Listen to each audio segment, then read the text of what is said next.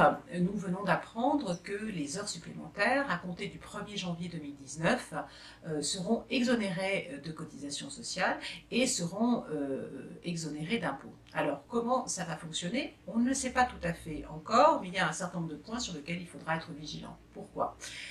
D'abord, les heures supplémentaires, vous le savez, lorsque vous effectuez des heures supplémentaires, les 8 premières heures doivent être majorées à hauteur de 25% et les heures que vous effectuez au-delà de 8 heures sont majorées de 50%. Cette majoration, elle est normalement calculée sur la base de votre salaire brut. Donc, si on ne paye plus de cotisations sur les heures supplémentaires, est-ce que les majorations seront calculées sur la base du salaire brut?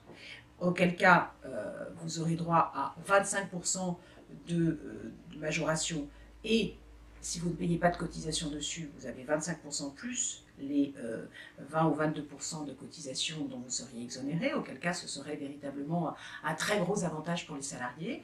Ou alors, est-ce que l'exonération de cotisation sociale va faire que l'on va calculer vos heures supplémentaires sur le montant net de votre taux horaire? On ne le sait pas encore, il faut être vigilant sur ce point-là. Par ailleurs, vous noterez que les heures supplémentaires seront exonérées fiscalement. Alors, la question qui se pose, c'est de savoir quelles sont les heures qui seront concernées. Est-ce que ce sont les heures que vous avez, par exemple, d'ores et déjà effectuées au mois de décembre et qui très souvent sont payées avec un décalage de paye d'un mois, auquel cas les heures que vous allez percevoir en janvier pour les heures que vous auriez effectuées en décembre, la question se pose. En tout état de cause, donc, vous ne paierez pas d'impôt sur le revenu sur ces majorations. Très bien.